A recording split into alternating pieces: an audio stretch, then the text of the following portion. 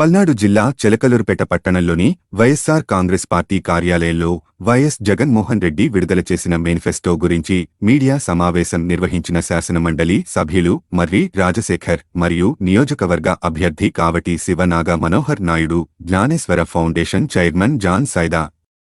ఈ సందర్భంగా మర్రి రాజశేఖర్ మీడియా సమావేశంలో మాట్లాడుతూ, నిన్న వైఎస్ జగన్మోహన్ రెడ్డి విడుదల చేసిన మేనిఫెస్టో రాష్ట్ర ప్రజలకు ఎంతో ఉపయోగకరమని, రాష్ట్ర రెవెన్యూ చూసుకుని రాబోయే కాలంలో ఎవరి మీద భారం పడకూడదు అని ఈ మేనిఫెస్టో విడుదల చేయడం జరిగింది. దీని అన్ని వర్గాలు మెచ్చుకుని తీరాల్సిందేనని ఆయన తెలియజేశారు. ముఖ్యంగా ఇందులో ఎస్సీ, ఎస్టీ, బీసీ, మైనారిటీ, అణగారిన వర్గాలకు ప్రతి ఒక్కరికి ఉపయోగపడే విధంగా మేనిఫెస్టో ఉందని, ఇలా ప్రజల కోసం, ప్రజల కొరకు ఉపయోగపడే ఎన్నో పథకాలు ప్రవేశపెట్టిన ఇటువంటి ముఖ్యమంత్రిని ప్రతి ఒక్కరూ ప్రశంసించాలి, మెచ్చుకోవాలి అని తెలియజేశారు. ఈ సందర్భంగా కావటి మనోహర్ నాయుడు మీడియా సమావేశంలో మాట్లాడుతూ, మన రాష్ట్ర ముఖ్యమంత్రి వైఎస్ జగన్మోహన్ రెడ్డి ప్రవేశపెట్టిన మేనిఫెస్టో అన్ని వర్గాల వారికి ఉపయోగకరం. ఎస్సీ, ఎస్టీ, బీసీ, మైనారిటీ, అణగారిన వర్గాలకి, రైతులకి, విద్యార్థులకి, వైద్యానికి, విద్యకి, ఇలా అన్ని రకాలుగా ఉపయోగపడే విధంగా ప్రవేశపెట్టారు. జగన్మోహన్ రెడ్డి 2019లో ఏ విధమైన వాగ్దానాలు చేశారో అవి తూచా తప్పకుండా 100కి 100% పూర్తి చేసిన ఘనత ఒక్క మన రాష్ట్ర ముఖ్యమంత్రి జగన్మోహన్ రెడ్డికే సాధ్యం. నిన్న జగన్మోహన్ రెడ్డి విడుదల చేసే మేనిఫెస్టో కోసం ఒక్క మన ఆంధ్ర రాష్ట్రమే కాదు, మొత్తం భారతదేశం కూడా ఇండియా పాకిస్తాన్ మ్యాచ్ కోసం ఎలాగైతే ఎదురు చూస్తూ ఉంటారో అలా ప్రతి ఒక్కరూ ఆయన మేనిఫెస్టో కోసం ఎదురు చూశారు. ప్రతి ఒక్కరూ దీని గురించి ఆసక్తిగా చూసి మెచ్చుకొని, ఇటువంటి ముఖ్యమంత్రి మన ఆంధ్ర రాష్ట్రానికి దొరకటం మన ఆంధ్ర రాష్ట్ర ప్రజలు చేసుకున్న పుణ్యం అని తెలియజేశారు. ఇక ఈ మేనిఫెస్టో చూశాక వైఎస్సార్ కాంగ్రెస్ పార్టీ గెలుపుని ఆపటం ఎవరి తరం కాదు అని తెలియజేశారు. అలానే చంద్రబాబు నాయుడు ఎన్నో తప్పుడు వాగ్దానాలు చేస్తున్నారని, ఇవి అమలు అయ్యే పరిస్థితి కాదని, ఇటువంటి మాయమాటల్ని ప్రజలు నమ్మొద్దని తెలియజేశారు. ఈ సమావేశంలో చిలకలూరుపేట మున్సిపల్ చైర్మన్ షేక్ రాఫ్ఫానీ, షేక్ దర్యావాలి, వ్యవసాయ market yard committee director Singiresu Polaiah, Shaik Subhani, YSRCP నాయకులు, కార్యకర్తలు పాల్గొన్నారు. మార్పు కోసం మనం సైతం Media Buzz Telugu news channel. నమస్కారం. నిన్న వైఎస్ఆర్ కాంగ్రెస్ పార్టీ అధ్యక్షులు ముఖ్యమంత్రి గారు వైఎస్ఆర్ కాంగ్రెస్ పార్టీ మేనిఫెస్టోని రిలీజ్ చేయడం జరిగింది.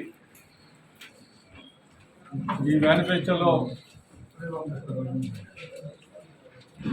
నవరత్నాలు ప్లస్ అంటే పోయినసారి ఉన్నటువంటి నవరత్నాలు పాటుగా ఇంకా కొన్ని కార్యక్రమాలని తీసుకోవడం జరిగింది. వాటిలో ప్రధానంగా పోయినసారి ఉన్నటువంటి చేయూత కార్యక్రమానికి ఇతోధికమైనటువంటి నిధులు కేటాయించాలని చెప్పి గతంలో 75,000 ఇచ్చేటువంటి కార్యక్రమాన్ని ఈసారి దాన్ని 1,50,000 రూపాయలకి పెంచడం జరిగింది. అదేవిధంగా కాపు నేస్తం 60,000 ఇచ్చేటువంటి దాన్ని 1,20,000 ఇవ్వాలని చెప్పి మేనిఫెస్టోలో పొందుపరచడం జరిగింది. ఈబీసీ కూడా 1,05,000 రూపాయలు వాళ్ళకి కూడా ఇవ్వాలని చెప్పి మేనిఫెస్టోలో పొందుపరచడం జరిగింది. ఆరోగ్యశ్రీ పరిధిని 25 లక్షల రూపాయలకి పెంచాలని, అవుట్సోర్సింగ్లో ఉన్నటువంటి 25,000 రూపాయలకి తీసుకునేటువంటి శాలరీలు ఉండేటువంటి అందరికీ కూడా ఈ నవరత్నాల కార్యక్రమాన్ని అమలు చేయాలని, రైతాంగానికి గతంలో ఇచ్చేటువంటి 13,500 రూపాయలకి తోడుగా దాన్ని పెంచి 16,000 రూపాయలు ఇచ్చేటట్లుగాను, అమ్మఒడి కార్యక్రమాన్ని 17,000 రూపాయలు ఇచ్చేటట్టుగాను, ఈ రాష్ట్రాన్ని దానితో పాటుగా మరిన్ని సంక్షేమ కార్యక్రమాలు, ఈ రాష్ట్రాన్ని అన్ని రకాలుగా అభివృద్ధి చేయడం కోసం చేపట్టినటువంటి పోర్టుల్ని పూర్తి చేసి, అట్లాగే ఫిషింగ్ హార్బర్లు కూడా పూర్తి చేసి వాటన్నింటినీ కూడా వినియోగంలోకి తీసుకొచ్చి యువతకి ఉపాధి కల్పించి పారిశ్రామికంగా ఈ రాష్ట్రాన్ని అన్ని రకాలుగా కూడా అభివృద్ధి చేయాలని, పెన్షన్ని 3,500 రూపాయలకి పెంచాలని, ఇంకా సంక్షేమ కార్యక్రమాలు మరియు మిగతా కార్యక్రమాలని పొందుపరచడం జరిగింది. దీనిలో ప్రధానంగా జగన్మోహన్ రెడ్డి గారు తీసుకున్నటువంటి అంశం ఏంటంటే, మనం ఏదైతే చెబుతామో దాంట్లో మేనిఫెస్టోలో చెప్పాలా, ఏదైతే చేయగలుగుతామో దాన్నే మేనిఫెస్టోలో చెప్పాలా, చేయలేనటువంటి దాన్ని చెప్పి తర్వాత దాన్ని చేయకుండా వదలటం అంటే అది ప్రజలను మోసం చేయటం. మేనిఫెస్టో అంటే భగవద్గీత లాగాను, ఖురాను, అట్లాగే బైబిల్ లాగా భావించి దాన్ని అమలు చేయాలి, ప్రజల యొక్క మన్ననలు పొందాలని చెప్పి ఆయన ఏమైతే మన రాష్ట్రం యొక్క రెవెన్యూ పర్మిట్ చేసిందో ఆ పరిధిలోనే ఈ కార్యక్రమాలన్నీ కూడా తీసుకొని ఈ రాష్ట్రంలో ఉన్నటువంటి పేద వర్గాలందరినీ కూడా అభివృద్ధి చేయాలి. ఈ రాష్ట్రాన్ని పారిశ్రామికంగాను, సామాజికంగాను, ఆర్థికంగాను అన్ని రంగాల్లో కూడా అభివృద్ధి చేయాలి. మౌలిక వసతులు, రోడ్లు కానీ ఇతరత్ర సదుపాయాలన్నీ కూడా కలగజేయాలని చెప్పి ఆయన భావిస్తూ ఈ మేనిఫెస్టోని తీర్చిదిద్దడం జరిగింది.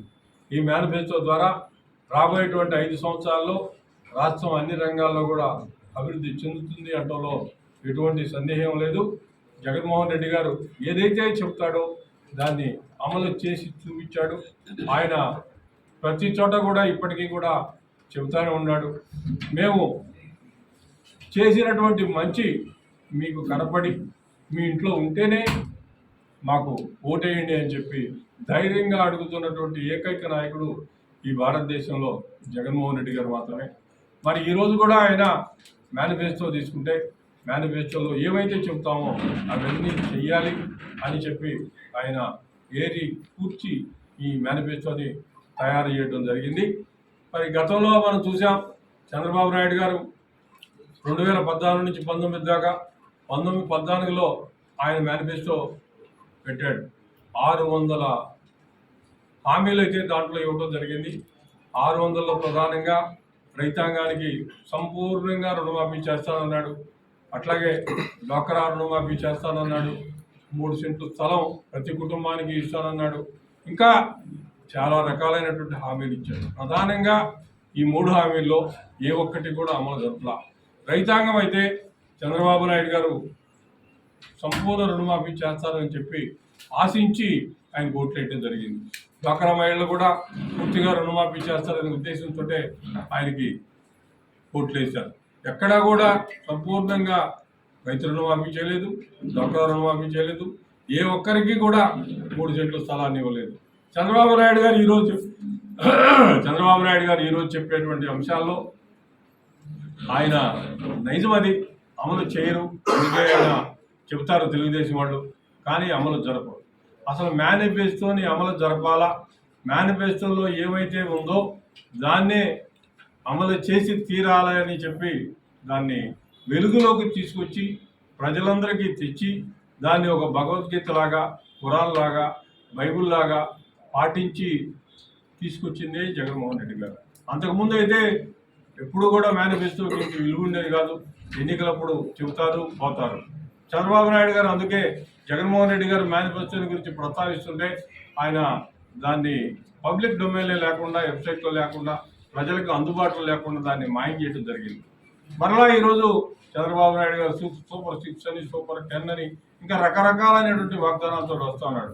అందుకే జగన్మోహన్ రెడ్డి గారు చాలా స్పష్టంగా చెప్పాడు, నేను ఈరోజు ఏదైతే చెప్తా ఉన్నానో దాన్నే చేస్తాను, ఏదైతే చేయగలుగుతానో దాన్నే నేను చెబుతాను, అంతేగాని అబద్ధాలు చెప్పడం అనేది జరగదు. రాష్ట్ర యొక్క రెవెన్యూ ఎట్లా ఉందో చూసుకొని ఏదైతే అమలు చేయగలుగుతామో దాన్నే అమలు చేస్తామని చెబుతాను తప్ప మరొకటి కాదు. చంద్రబాబు నాయుడు గారు 4,000 నేను అదేది పెన్షన్లని ఇంకా రకరకాలైనటువంటి వాగ్దానాలు చేస్తున్నాడు. ఆయన వాగ్దానాన్ని ప్రజలు విశ్వసించేటువంటి పరిస్థితులు లేరు. జగన్మోహన్ రెడ్డి గారు ఏమి చెప్తే అది అమలు చేస్తారు కాబట్టి 5 సంవత్సరాలు ప్రజలందరూ కూడా లబ్ధి పొందారు. ఈ రాష్ట్రం అన్ని రకాలుగా కూడా అభివృద్ధి చెందింది. అందుకనే ఈరోజు జగన్మోహన్ రెడ్డి గారి పట్ల ప్రజలు విశ్వసనీయతతో ఉన్నారు. ఎక్కడికి వెళ్ళినా కూడా ప్రజలు తండోపతండాలుగా వస్తా ఉన్నారు. ఎట్టి పరిస్థితుల్లో జగన్మోహన్ రెడ్డి గారు తిరిగి ముఖ్యమంత్రి అవుతారు. వైఎస్ఆర్ కాంగ్రెస్ పార్టీ అధికారంలోకి వస్తుంది. ప్రజలందరూ కూడా ఈ మేనిఫెస్టోని విశ్వసిస్తున్నారు. ఈ మేనిఫెస్టో ద్వారా ఈ రాష్ట్రంలో అన్ని రకాలుగా అభివృద్ధి చెందుతుందని తెలియజేస్తూ సెలవు తీసుకుంటారు. ఈరోజు యావత్ ఆంధ్ర రాష్ట్రం కూడా జగన్మోహన్ రెడ్డి గారి యొక్క మేనిఫెస్టో వైపు చూస్తూ ఉంది. ఎందుకంటే 2019లో జగన్మోహన్ రెడ్డి గారు ఒక మేనిఫెస్టోని విడుదల చేసి ఆ మేనిఫెస్టోలో ఏదైతే ప్రజలకి సంక్షేమాన్ని అందిస్తానని చెప్పి ఏదైతే చెప్పారో కేవలం 2 పేజీలతో ఆ రోజు అందరూ కూడా ఆశ్చర్యపోయారు. మేనిఫెస్టో అంటే ఏదో ఒక 50-60 పేజీల పుస్తకం ఉంటుంది, ఏంటో జగన్మోహన్ రెడ్డి గారు కేవలం 2 పేజీలతో ఒక మేనిఫెస్టో విడుదల చేశారు అని చెప్పేసి ఆ రోజు అందరూ కూడా ఆశ్చర్యపోయినటువంటి పరిస్థితి. కానీ ఆ రోజు పేదవాడికి, దళితుడికి, బలహీన వర్గాల వారికి, మైనార్టీలకి, రైతులకి, యువతకి, మహిళలకి విద్యాపరంగా, ఉపాధి పరంగా, ఆరోగ్యపరంగా అన్ని సంబంధించి కూడా ఆ రోజు మేనిఫెస్టోలో పొందుపరిచి ఆ రోజు ఎన్నికల్లోకి వెళ్ళటం కూడా జరిగింది. ఆ రోజు జగన్మోహన్ రెడ్డి గారిని నమ్మారు ప్రజలు. జగన్మోహన్ రెడ్డి గారు ప్రజలు విశ్వసించారు. ఆ రోజు భారీ మెజార్టీతో జగన్మోహన్ రెడ్డి గారిని ముఖ్యమంత్రి చేయడం కూడా జరిగింది. ముఖ్యమంత్రి అయినటువంటి మరుక్షణం దగ్గర నుంచి ఏదైతే మేనిఫెస్టోలో ఆ రోజు చెప్పారో ఆ చెప్పిన దాన్ని తూచా తప్పకుండా ఒక్క విషయంలో కూడా డైవర్షన్ లేకుండా ఈ 5 సంవత్సరాల పాటు ఆ యొక్క మేనిఫెస్టోని 100% ఆచరణలోకి తీసుకొచ్చేటువంటి ముఖ్యమంత్రి దేశ చరిత్రలో ఎవరైనా ఉన్నారు అంటే అది కేవలం జగన్మోహన్ రెడ్డి గారు, వైఎస్ఆర్ కాంగ్రెస్ పార్టీ మాత్రమే అని చెప్పేసి కూడా నేను చెప్తా ఉన్నా. దీంట్లో గమనించదగ్గ విషయం ఉంటుంది. 2 సంవత్సరాలు కరోనా విలయతాండవం చేస్తూ ప్రపంచవ్యాప్తంగా ప్రభుత్వాలు పడిపోయి, ప్రభుత్వాలు ఆర్థిక ఇబ్బందుల్లో ఉండి కొన్ని దేశాలలో ప్రజలకు ఇవ్వాల్సినటువంటి సంక్షేమాన్ని, ప్రజలకు అందిస్తున్న అభివృద్ధిని 2 సంవత్సరాల పాటు వాళ్ళు ఎత్తేసినటువంటి పరిస్థితి. కానీ ఈ రాష్ట్ర ముఖ్యమంత్రి జగన్మోహన్ రెడ్డి గారు కరోనా కష్టకాలంలో కూడా ఆర్థిక భారం పడుతుందని చెప్పి తెలిసినా కూడా, ఆర్థిక భారం ఎంతైనా ఉందని కూడా ఇచ్చిన మాటను తూచా తప్పకుండా ఒక్క అడుగు కూడా వెనక్కేయకుండా కరోనా కష్టకాలంలో ప్రజల యొక్క ఆరోగ్యాన్ని కాపాడుకుంటూ సంక్షేమ పథకాల్ని వారి యొక్క గడప గడపకు అందించేటువంటి ముఖ్యమంత్రి ఈరోజు జగన్మోహన్ రెడ్డి గారు అని చెప్పేసి కూడా నేను చెప్తా ఉన్నా. ఎందుకంటే జగనన్న ఒక మాట చెప్తా ఉంటాడు ఎప్పుడు, హిందూ భగవద్గీతని గౌరవిస్తాడు, పూజిస్తారు. ముస్లిం ముస్లిం ఖురాన్ని గౌరవిస్తారు. అదేవిధంగా క్రిస్టియన్స్ బైబిల్ని గౌరవిస్తారు. ప్రతి ఒక్క రాజకీయ పార్టీ గౌరవించాల్సినటువంటి గ్రంథం ఏదైనా ఉంది అంటే అది మేనిఫెస్టో అని చెప్పేసి జగనన్న పదే చెప్తా ఉంటాడు. మరి అలాంటి పవిత్రమైనటువంటి మేనిఫెస్టో రాజకీయ పార్టీలు ఎన్నికల్లో అధికారం కోసం ప్రజలకి జవాబు చెప్పాలి, ప్రజలకి మేము వస్తే ఏం చేస్తామని చెప్పేసి ప్రజలకు తెలియజేయడానికి ఒక పవిత్రమైన గ్రంథమే ఈ మేనిఫెస్టో. ఆ మేనిఫెస్టో అని చెప్పేసి ప్రజలకు అనౌన్స్ చేసి ఆ రోజు అన్ని రాజకీయ పార్టీలు కూడా ఎన్నికల్లోకి వెళ్తాయి.